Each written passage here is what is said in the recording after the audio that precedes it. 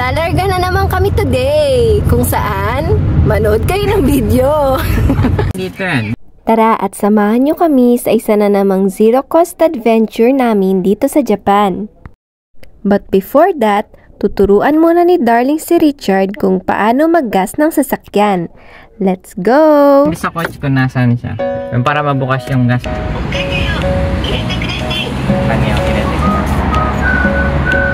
Kahit sa ibang gasoline station kan.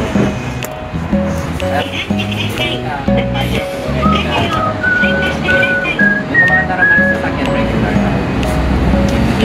Sa pera, sa liter, kaya sa full tank. I-full tank na natin. Dito? Full tank? Ito no? Hawakin mo muna dito. Para maalis yung kuryente ng katawan mo. Diba kapag fuyo nag-i-spark, masusunod yung sasakyan.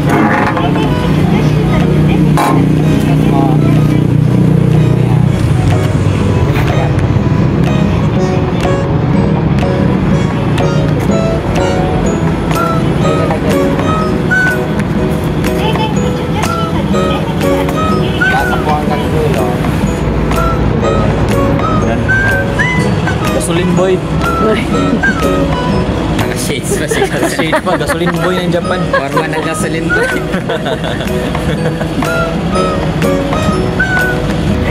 Nag-stop na siya? Wala na? Meron pa. Ayun, pag nag... Okay na yan. Oh, ito kasi, yung cost nito, yung pamo. Lalabas ka kapag may naanong gasolina dito, mag-i-stop siya automatic. Yung blow niya. Ay, yung... Pag minsan, tumatalabsik yan, di ba? Oo. Kapag natalabsikan yung dulo niya, medyo hihinto siya. Yun. Okay na. Okay ito. Kaya, kapag yung kaya, kapag natin yan, may bako siya.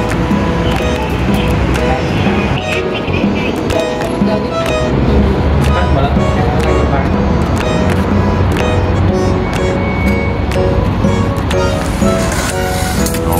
Okay. Lalabas na yan. May coins pa. Coins pa tayo.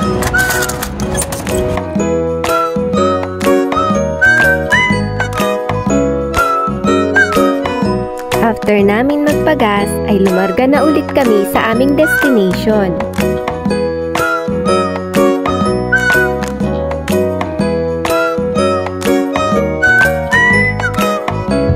Diyan sa bundok na yan kami pupunta sa Akagiyama.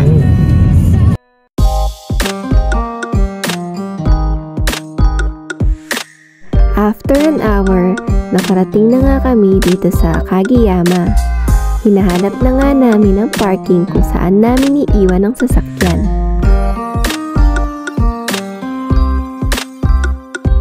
Yan, nandito na kami sa hiking area. Papunta kami ng Takizawa Fudodaki Falls. Sabi niya lalabas. Let's go!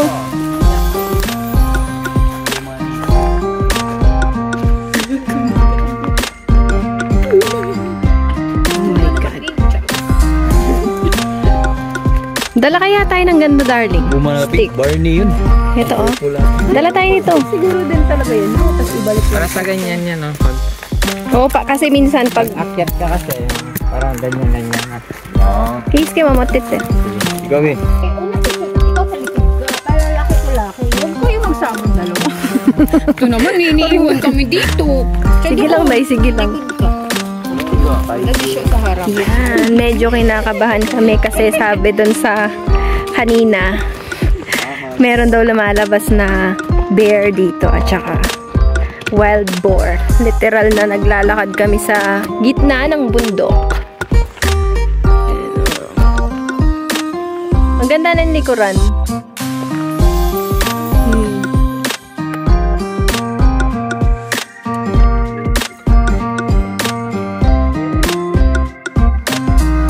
Katotoki Mizuga na ito. Nasunog yung bundok.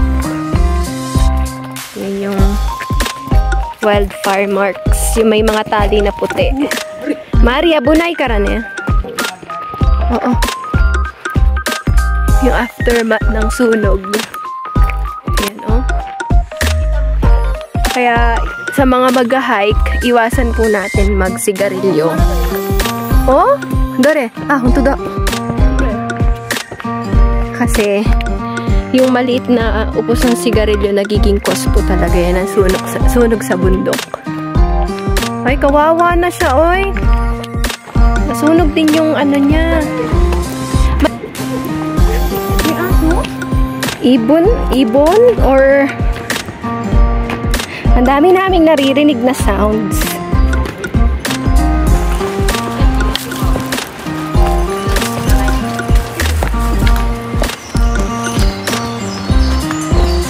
Ay, may nakikita na akong tubig. Lapit na tayo dyan. Siya, complete ng ano? Kompleto ng Mag-isa lang siya. gamit.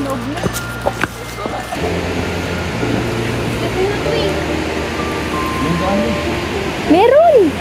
Yan. Paano tayo pupunta dun? Baka dun. Kailangan ata namin pumasok dito. Kasi walang way dito eh. Oh, putol siya. Ay, stressimas. Tapos sa Setsu, Mari? Sa Setsu? 30 minutes pa dito.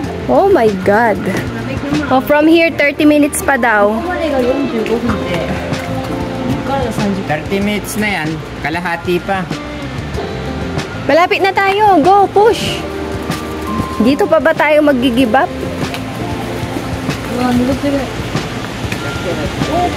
Yotsukete ne.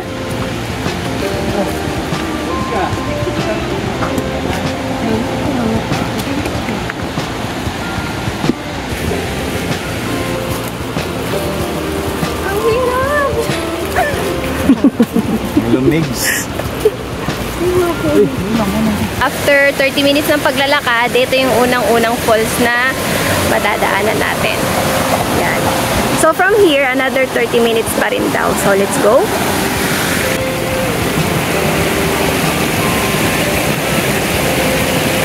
Yan. Yan. Ganyan talaga pag malapit na sa destination, umihirap na yung daan. Ay!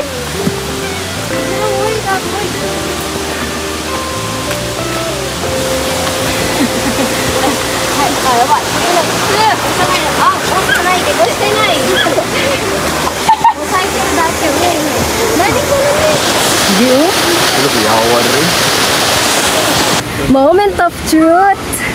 Eto na. Eto ang aming pinuntahan. Grabe. Sobrang worth it nung pagod. Almost 1 hour tayo day, no? Yay! We made it! Ang ganda, oh.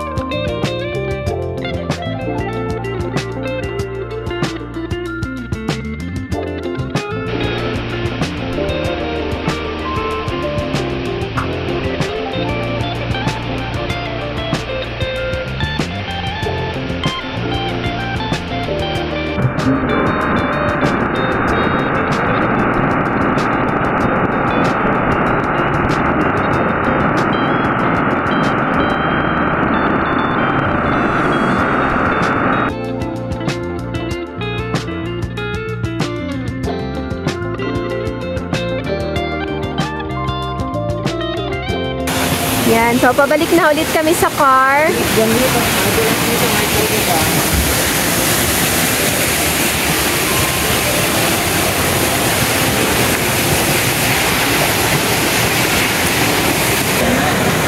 Medyo dumidilim na, so kailangan na namin magmadali.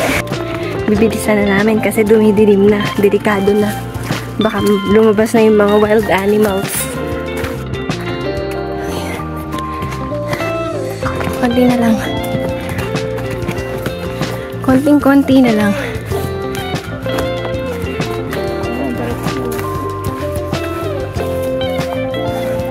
Palabas na kami ng forest.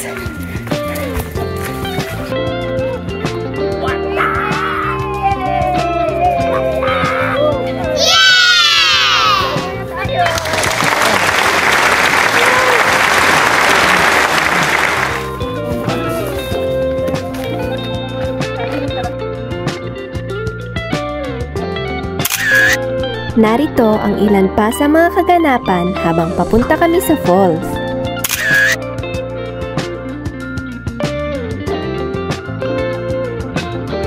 At dito na nagtatapos ang aming zero-cost nature adventure dito sa Akagi Fudo Waterfalls.